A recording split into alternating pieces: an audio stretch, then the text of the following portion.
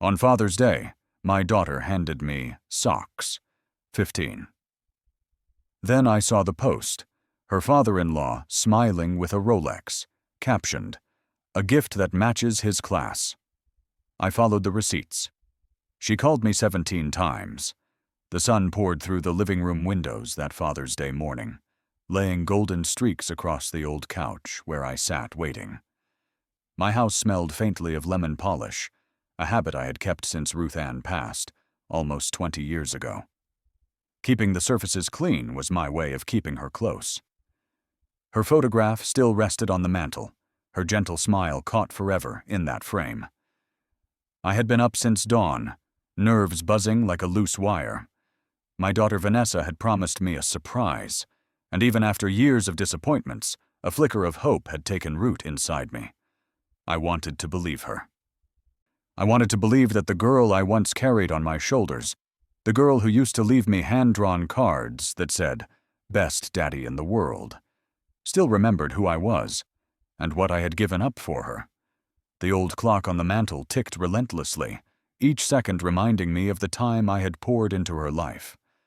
I thought of the nights I worked overtime to cover her college tuition, $40,000 a year, money that could have gone into the retirement boat I once dreamed of.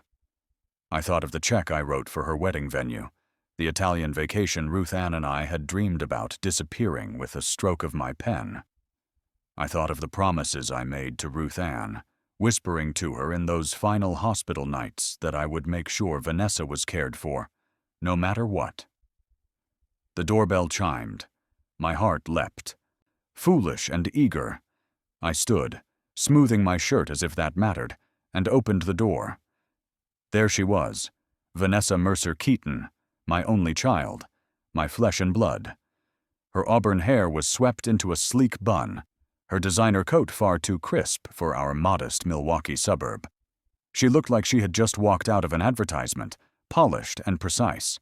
Beside her stood her husband, Bradley "Brad" Keaton. His loafers shone, his smirk sharper than a knife. "Happy Father's Day, Daddy," Vanessa said, her voice sweet but wrapped in silk edges. She thrust a small gift bag into my hands, her smile tight, as though she were posing for a photograph she didn't want to take. I forced a grin and accepted the bag. It felt light, insubstantial. My fingers brushed the crumpled tissue paper inside. "Thanks, sweetheart," I said, my voice steadier than my heart.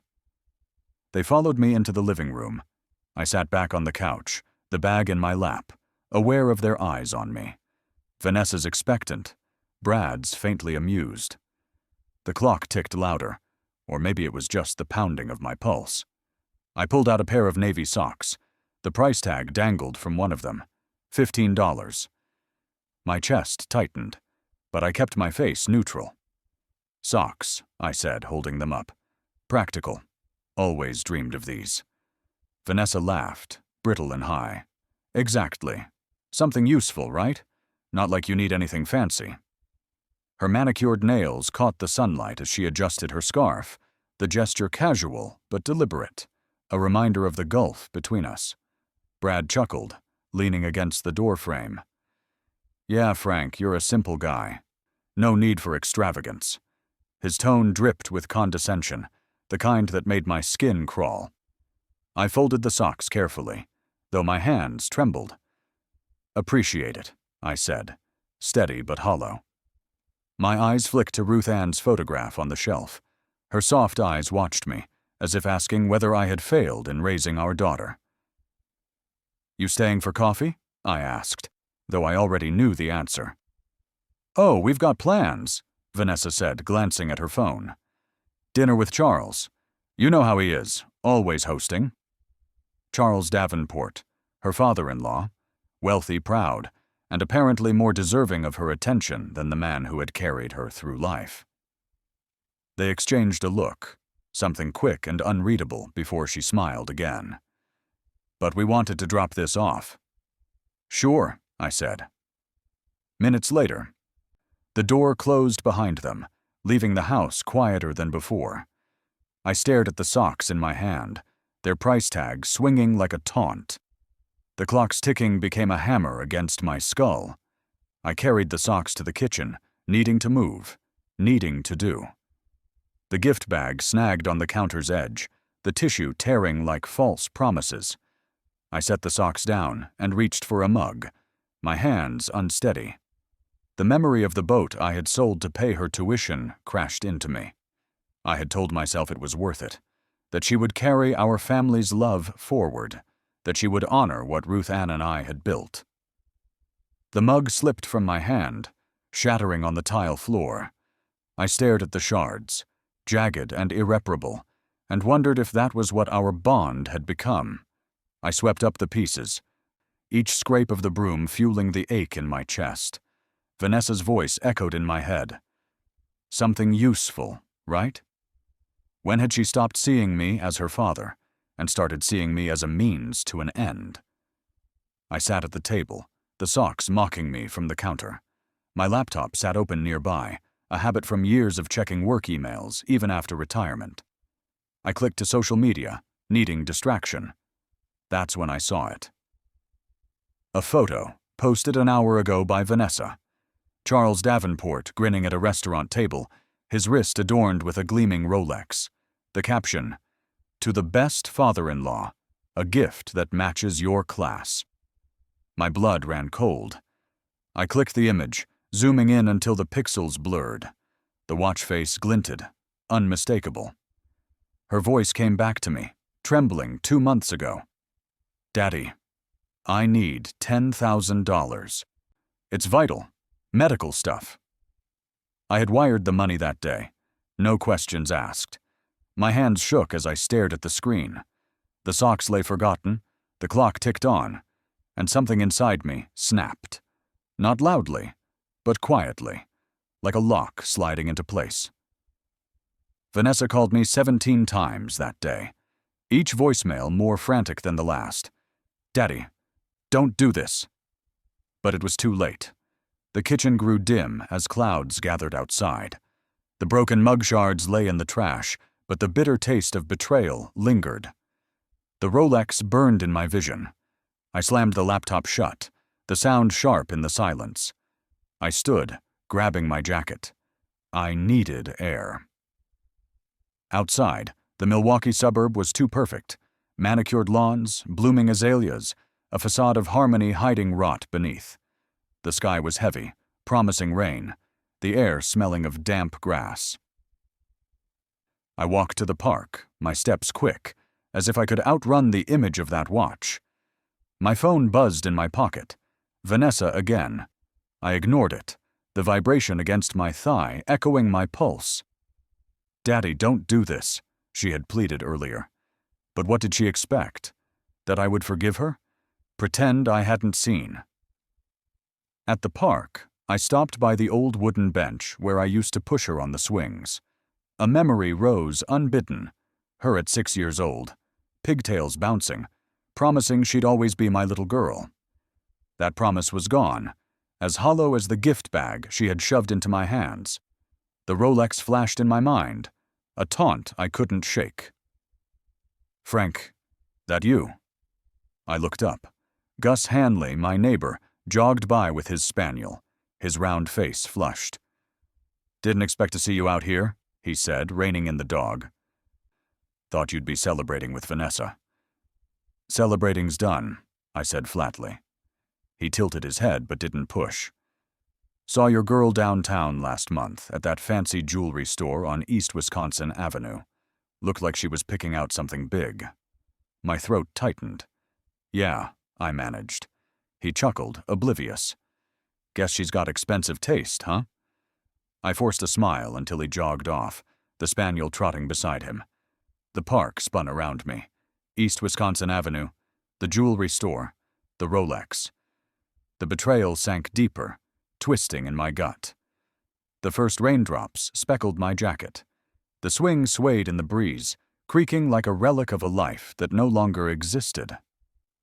I walked home, heavier now, the anger hardening into something cold.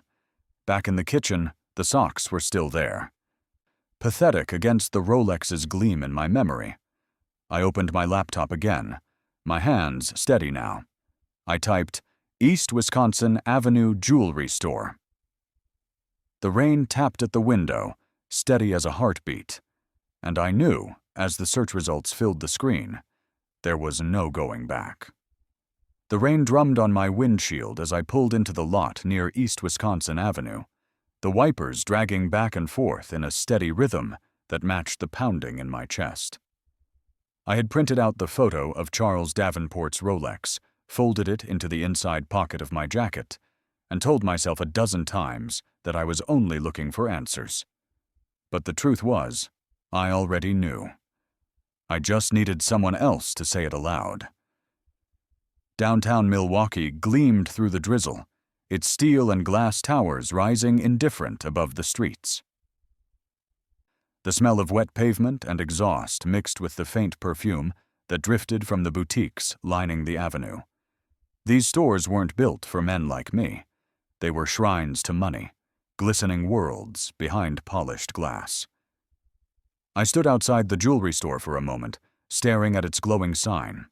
The letters curled in elegant gold script, mocking my work-worn hands that still bore faint scars from years of building.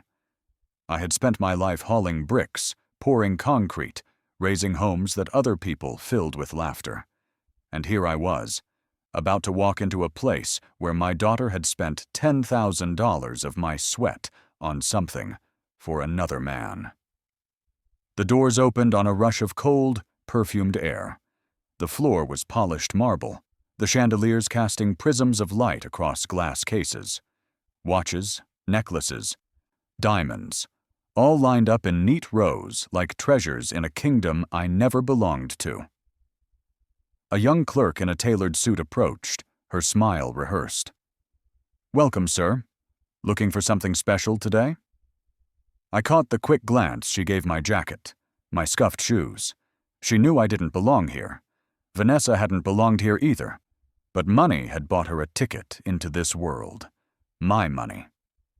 "I need information," I said, pulling the folded paper from my pocket.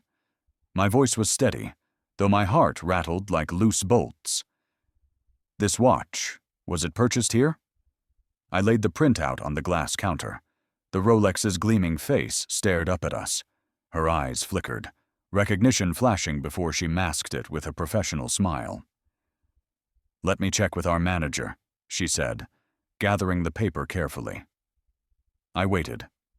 My palms pressed to the glass case beneath me. Inside, rows of watches ticked silently, each one worth more than my first car. I thought of Ruth Ann, how she once told me she didn't need jewels or fancy trips, just the security of a steady life together. I had given her that. But for Vanessa, it was never enough. A man emerged from behind a velvet curtain. He was older, balding, his suit slightly more expensive than the clerk's. "I'm Mr. Whitaker," he said, extending a hand. "Our clerk said you had a question." I unfolded the printout, smoothing its creases. "This watch, was it purchased here?" His eyes scanned the paper, his brow furrowing slightly. "Yes, that is a Rolex Daytona. We sold one like it this March." My throat tightened.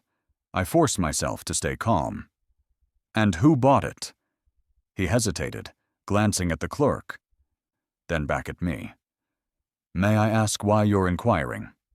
I pulled a credit card statement from my jacket. The $10,000 charge circled in red ink. I laid it flat between us. My hand didn't shake. "This is my account. Was it used for that purchase?" Understanding flickered in his eyes. He tapped at a tablet, his fingers quick, and then he nodded. "Yes. The transaction matches. Paid in full. March 15th. A young woman made the purchase, accompanied by a man. She said it was for a family member." The words struck like hammer blows. Vanessa. Brad. Their faces flashed in my mind, smug and self-satisfied as they handed me socks while Charles grinned with his new Rolex. Mr. Whitaker studied me carefully. "Sir, I assure you the piece was authentic. We don't deal in counterfeits. That model cost $10,200 with tax." He slid the paper back toward me. "Is there a problem?" I folded it carefully, My jaw tight. No problem. Just needed to know. I thanked him and turned, the store's polished air suddenly suffocating. I stepped back into the rain, the door clicking shut behind me. The drizzle plastered my hair to my forehead, but I didn't care. I walked back to my car and sat in the driver's seat, gripping the steering wheel until my knuckles turned white. The truth was mine now, laid out in receipts and signatures. Vanessa had lied, just as I feared. Lied about medical bills, lied about need, lied about respect. I pulled the Rolex photo from my pocket again, now creased and damp, and stared at it. I saw not just a watch, but the weight of betrayal.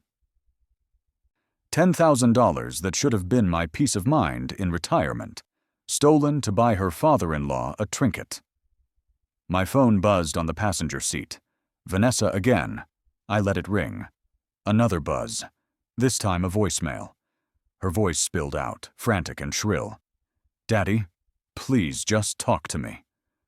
I closed my eyes, leaning back against the seat. Her pleas no longer reached me. The rain hammered harder, streaking the windshield like tears I refused to shed. I thought of the nights I had held Ruth Ann's hand, promising her I'd keep Vanessa safe.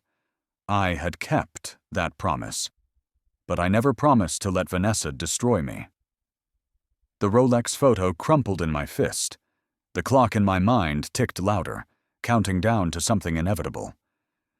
When I drove home, the streets of Milwaukee blurred past, gray and wet. My phone lit up with call after call, Vanessa's name flashing like an accusation. I ignored them all. Back at the house, I sat at the kitchen table, the socks still lying on the counter. I picked them up, stared at their dangling tag, and laughed bitterly. $15 socks, $10,000 watch. That was the measure of my worth in her eyes. I set them down, reached for my notebook, and wrote one word in bold letters. Enough. The rain outside slowed, tapping gently against the window like a drumbeat for what was to come. I wasn't done. Not by a long shot. The sky had cleared by the time I pulled into my driveway, though the pavement still glistened with rain. I sat in the truck for a long moment, listening to the tick of the engine as it cooled. In my lap lay the notebook with the single word I had written in bold. Enough. The house loomed quiet before me, its windows glowing faintly with the last of the evening light. Ruth Ann's roses lined the walkway, their petals trembling in the breeze. For a moment I thought of her tending them, her hands gentle, her eyes full of patience. She would have hated the man I had become, the man who let himself be fooled again and again. But maybe she would have loved this moment too, the one where I finally chose to stand up. I opened the truck door and stepped onto the damp driveway, the smell of earth heavy in the air. My phone buzzed in my pocket again. Vanessa. I almost let it go, but then my finger pressed accept. "Daddy," her voice was sharp, threaded with urgency. "Why aren't you answering me?" I took a slow breath. "Because I'm tired of lies." There was a pause, then a brittle laugh. "Lies? What are you even talking about?" "You know exactly what I'm talking about," I said, pushing open my front door. The familiar creak of the hinges echoed in the hallway. "That Rolex on Charles's wrist, the one you bought with my money." The silence on the line was answer enough. I closed the door behind me and dropped my keys on the counter. "You told me it was for medical bills. You looked me in the eye, Vanessa, and you lied." Her voice returned, higher pitched now. "Daddy, you don't understand. Charles has done so much for us. It was a gesture." "A gesture?" I barked, the word scraping my throat raw. $10,000 is not a gesture. It was my savings, my sacrifice, and you handed it to him like a trophy. I could hear her breathing quicken. Then Brad's voice came through, smooth and condescending as always. "Frank, you're overreacting. You're making a mountain out of nothing. It was just a gift." I almost laughed, the sound bitter. Funny how every time you take from me, it's just a gift. Socks for me. A Rolex for him. That's your math, isn't it? Brad's tone hardened. Look, you've helped her all her life. Maybe it's time you let her make her own decisions. On my dime, I snapped. She can make her decisions when she pays her own way. Until then, don't you dare tell me how to measure my sacrifices. There was another silence, filled only by the tick of the old clock in the living room. My chest heaved, but my voice was steady now, colder. Come by tomorrow, both of you. We need to talk face to face. Vanessa tried again, her voice trembling. Daddy, please. Tomorrow, I cut in, and ended the call. I hardly slept that night. I sat in the kitchen, the socks lying folded on the counter, the photo of the Rolex still seared into my vision. I thought of Ruth Ann, how she would have counseled gentleness, but I knew gentleness had only fed their entitlement. When morning came, I brewed coffee and sat at the table, waiting. The minutes crawled. At 10 sharp, a car pulled into the driveway. I watched from the window as Vanessa stepped out, her coat perfectly pressed, her hair arranged as if she were arriving at a photo shoot. Brad climbed out beside her, sunglasses hiding his eyes, his smirk already fixed in place. I opened the door before they could knock. Come in, I said, my tone flat. They entered, bringing with them the scent of expensive cologne and the chill of arrogance. Vanessa glanced around the room as though she hadn't grown up in it, as though the worn furniture and old photographs were beneath her. Daddy, she began, her voice honeyed. We can work this out. Sit, I said, pointing to the couch. They sat, though Brad sprawled as if he owned the place. I stayed standing, the weight of years anchoring me, but also holding me upright. I went to the store, I said. I spoke with Mr. Whitaker. He confirmed it. You used my card. You spent my money. You lied. Vanessa's face paled. I just wanted to do something special. For Charles. For Charles. I cut her off. What about me? What about the man who gave up everything so you could go to college? The man who skipped vacations, who sold his boat, who buried his dreams so you could have yours. Did you think I wouldn't notice? Brad leaned forward, his tone oily. Frank, listen. You've always been generous, and we appreciate that. But you can't control every penny. Vanessa's an adult. She can decide how to use family money. My laugh was harsh. Family money? That was my money. Not yours. Not hers. Mine. And don't you ever confuse my sacrifice with your entitlement. Vanessa's eyes filled with tears. Daddy, please. You don't know what pressure we're under. Charles, he expects things. Charles can take care of himself, I said. This isn't about him. It's about you and the choices you've made.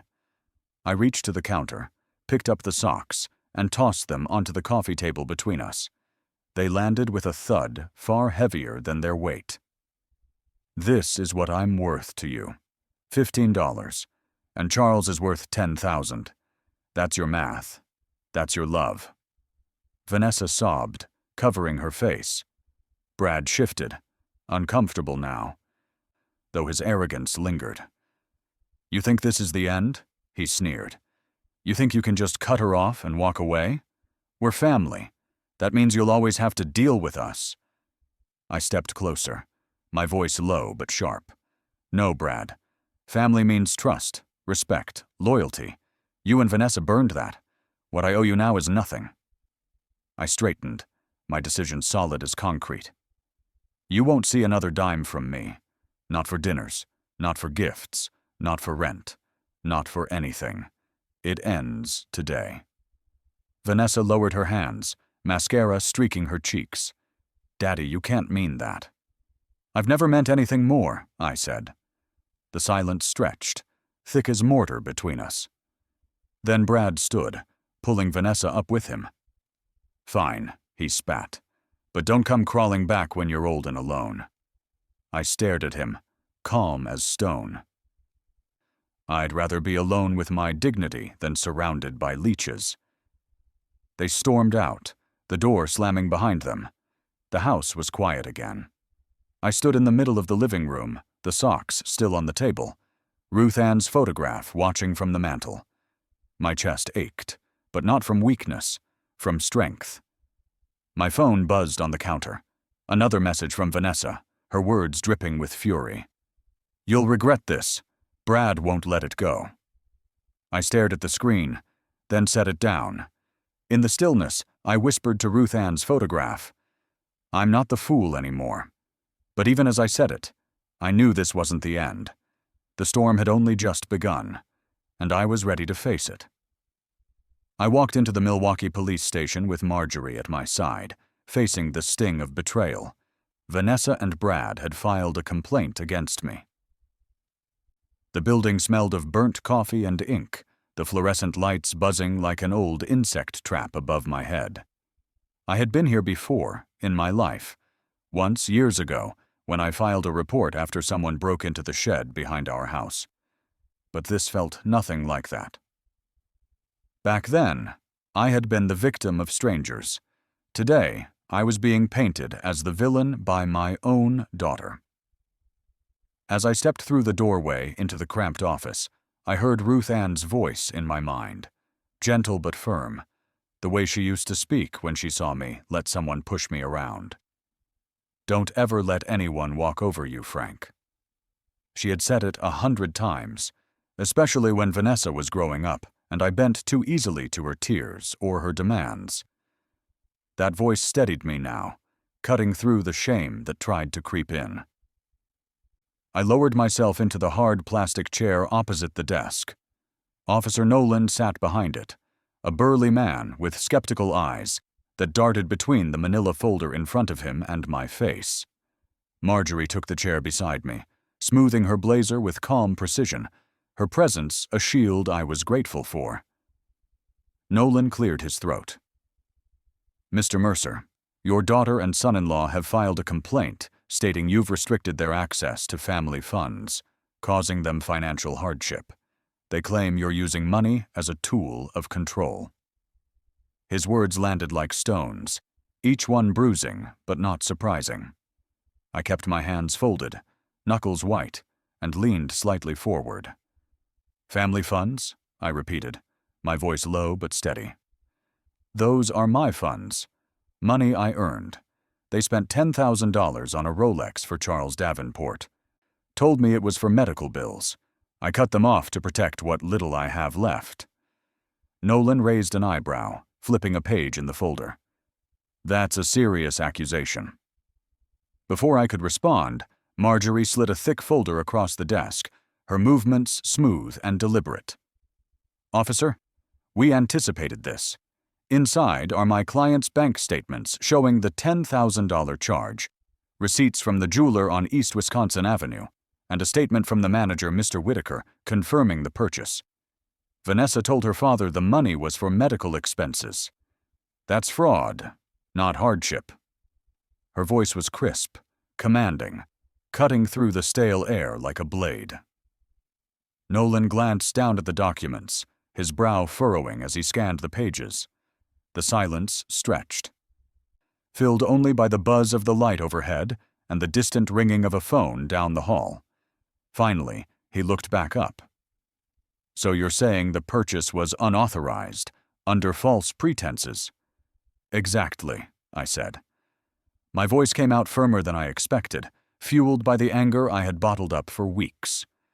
I trusted her. She lied. She used me. Nolan tapped his pen against the desk, a slow rhythm. "We'll need statements from both parties.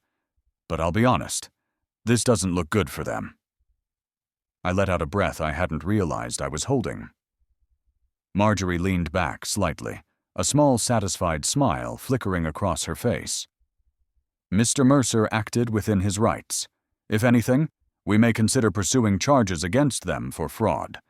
This complaint is retaliatory, nothing more."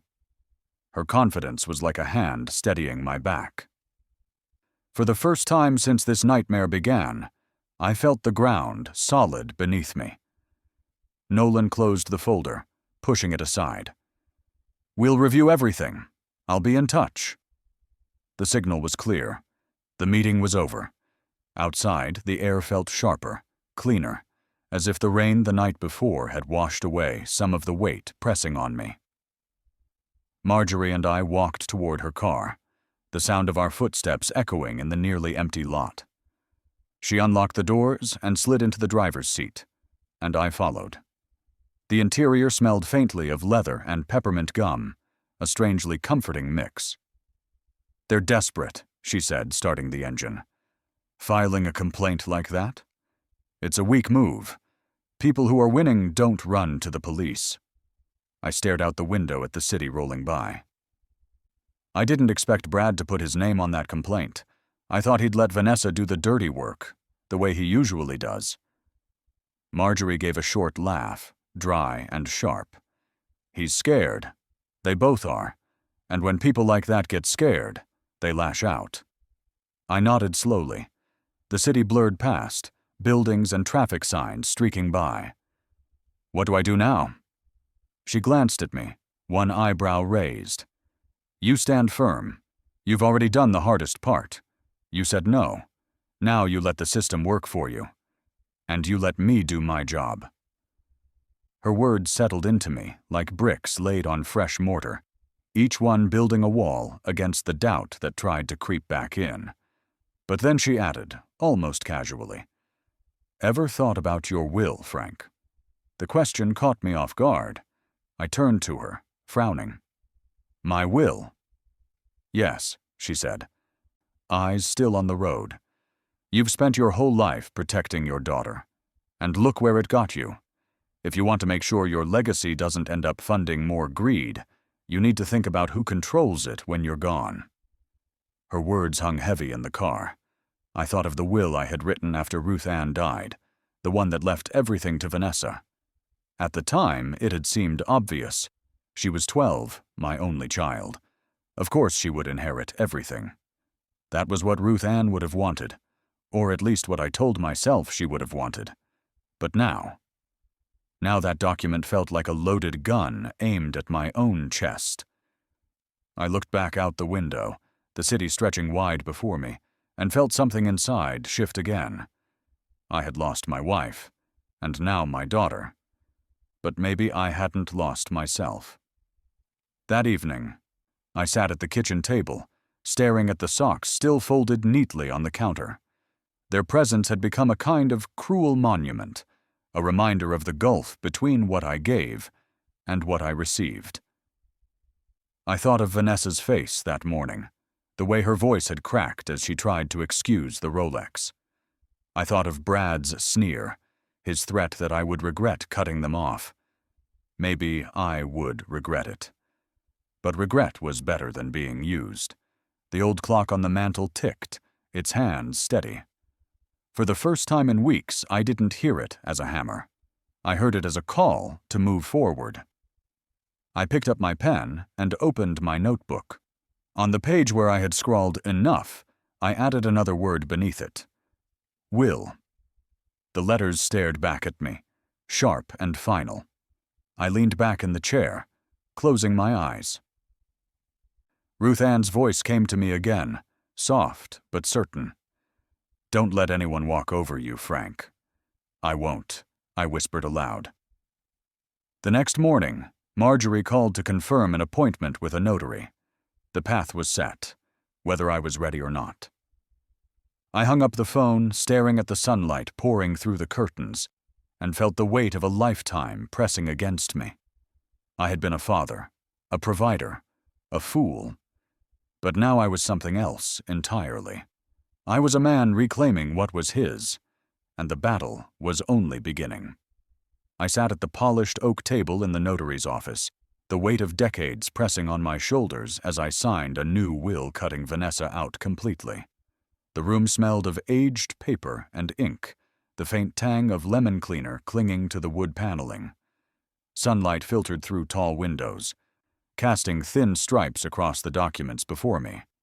I gripped the pen tightly, its weight heavy as if it knew the burden of what it carried. For years, That pen had signed checks for Vanessa's tuition, checks for her wedding, checks for every so-called emergency she had. Today, it signed the end of her claim to my life's work. The notary, a gray-haired woman with small glasses perched on her nose, adjusted her stack of seals and papers. Her voice was calm, almost too calm for what I was doing. "Mr. Mercer, this document names your estate to be placed into a trust with Ms. Lane as executor. Is this correct?" I nodded, my throat tight.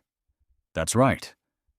The words tasted like betrayal against the little girl who once pressed crayon cards into my hands, but they also tasted like freedom. Marjorie Lane sat across from me. Her eyes sharp but kind, her blazer crisp, her presence steady as always.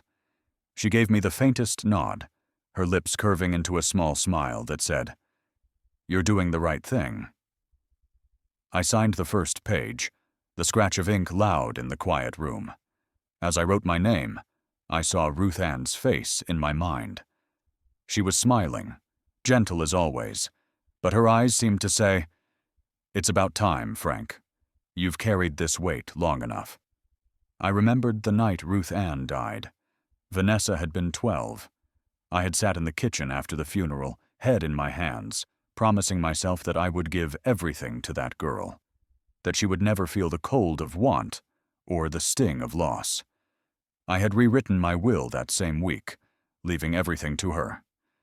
Back then, it had felt like duty, like love. Now, as my pen scratched across the final page, it felt like surrendering that dream. But surrendering wasn't always weakness. Sometimes it was strength. The notary stamped the final page with a heavy thud. "All done, Mr. Mercer. Copies will be filed by the end of the day." "All right," I said, exhaling slowly.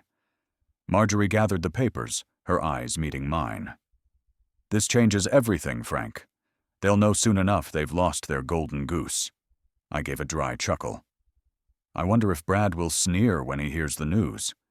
Her smile was quick, sly. "He might, but sneers don't pay bills." We left the office together, the spring air warm as we stepped outside. The city bustled with life, horns honking, people rushing past with lattes in hand. I paused on the steps, letting the sun hit my face. For the first time in weeks, I felt lighter. "Coffee?" Marjorie asked, tilting her head toward a cafe across the street. I nodded. We found a booth by the window. The place smelled of roasted beans and fresh pastries, chatter filling the air. Marjorie ordered a scone and black coffee, while I stuck to plain drip. The bitterness grounded me. As we sat, she leaned in. "Frank, you know this isn't just about protecting your money. It's about protecting yourself. You've been the giver all your life. Now it's time you set the terms." I looked at her, surprised by the warmth in her voice. For weeks she had been my advocate, my strategist. But now she sounded like a friend, maybe more. "You ever think Ruth Ann would approve of this?" I asked quietly. Marjorie didn't flinch. "She'd want you to be at peace. From what you've told me, she wasn't a woman who valued greed. She valued dignity. And that's what you're reclaiming." Her words sank into me, soft but powerful. I sipped my coffee and felt Ruth Ann's presence close, as if she were nodding from across the table. We talked for a while about next steps, about monitoring my accounts, about staying ahead of Brad and Vanessa's schemes. But the conversation turned lighter, too.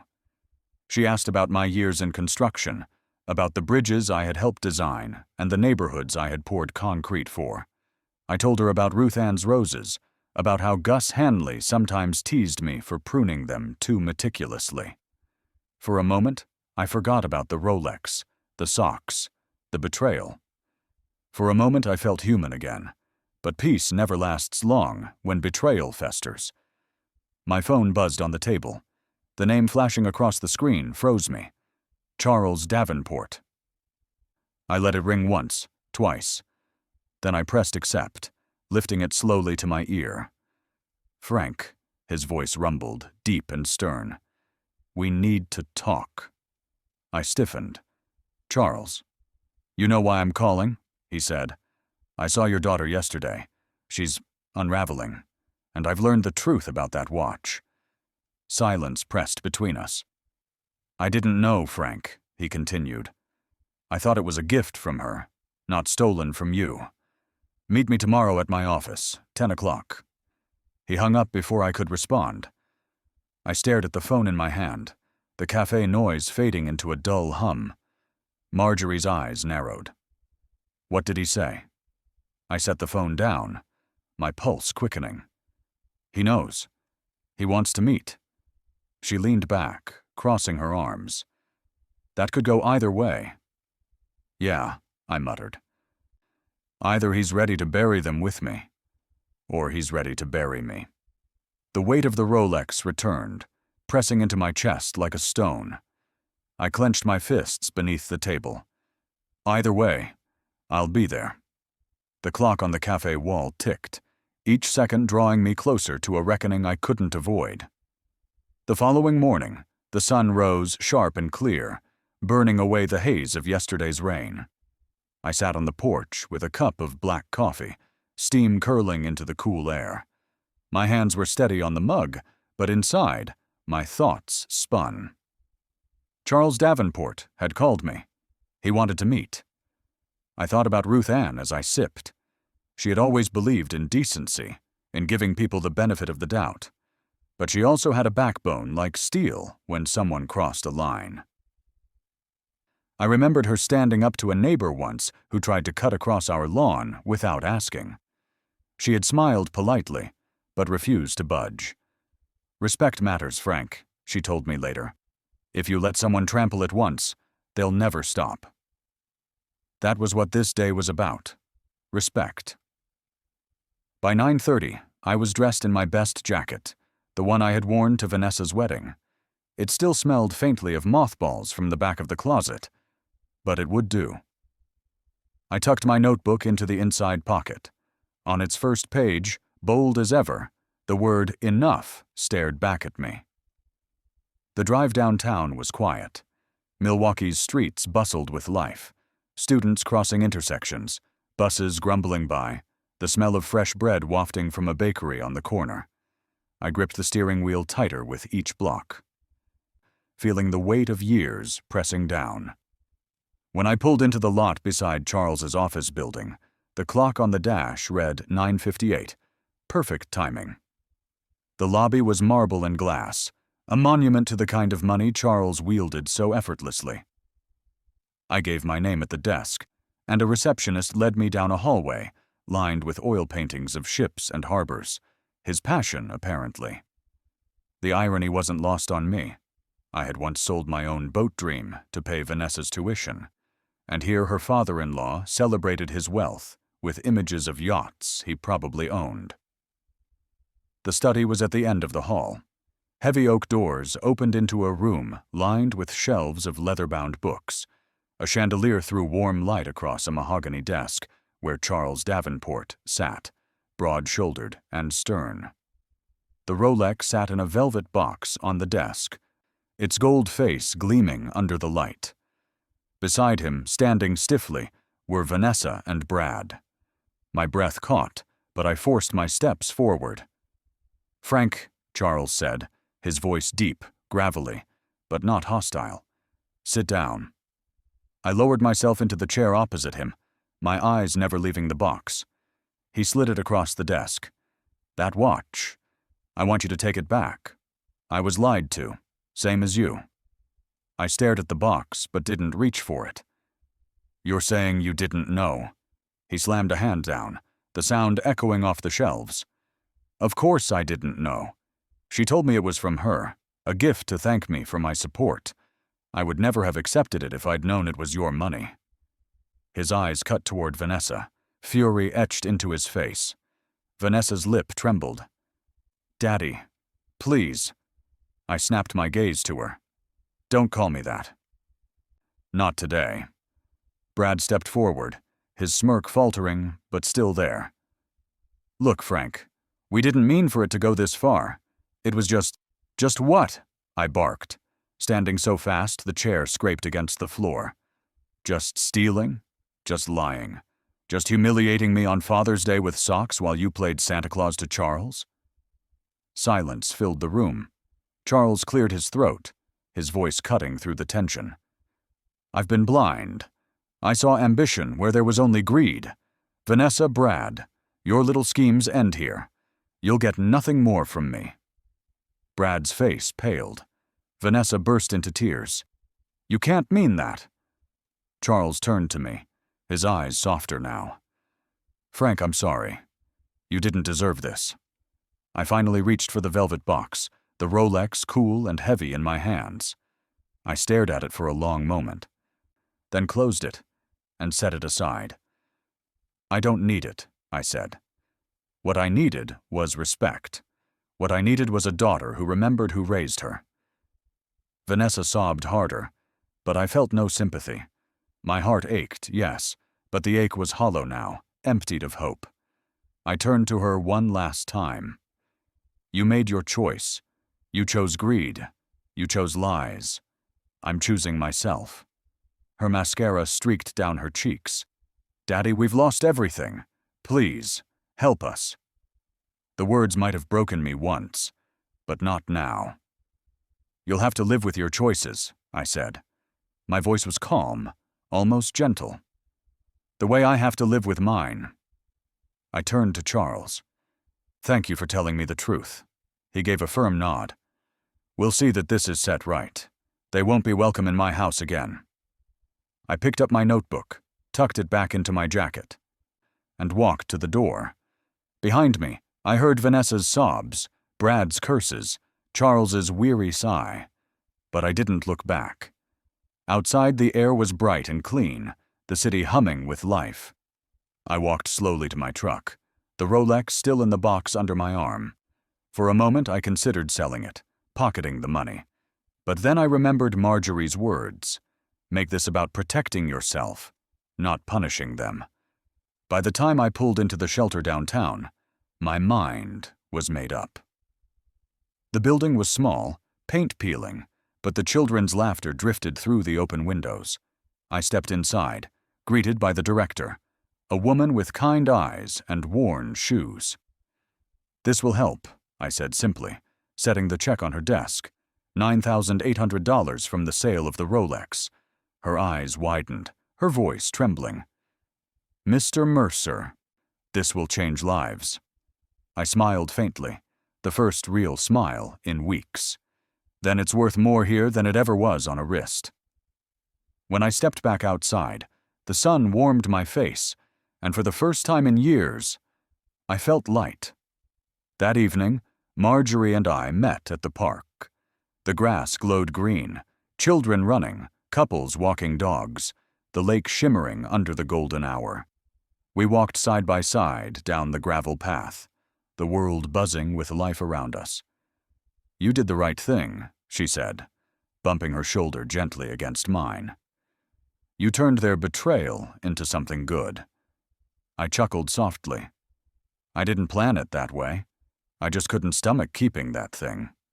She smiled, her eyes glinting. Sometimes dignity looks like a Rolex. Sometimes it looks like giving it away. We stopped by the bench near the swings, the same spot where I used to push Vanessa when she was little. The swing chains rattled faintly in the breeze. I stared at them, remembering her laughter, her promises. I'll always be your little girl. I let the memory wash over me, then fade. She's not that girl anymore, I said quietly. No, Marjorie replied. But you're still the man Ruth Ann married, and you've proven you're stronger than they ever gave you credit for. I turned to her, surprised by the warmth in her eyes. Thank you for everything. She shrugged, smiling. Stick with me, Frank. I've got a new project. Community fund. Could use a guy with your heart. Her words were light, but they carried promise. A door opening where another had slammed shut. We walked on, her laughter mingling with the evening breeze. The park hummed with life. and for the first time in years, I felt part of it again. The clock in my mind ticked softly, not as a hammer anymore, but as a rhythm of hope, a rhythm guiding me forward into a life I had finally claimed as my own.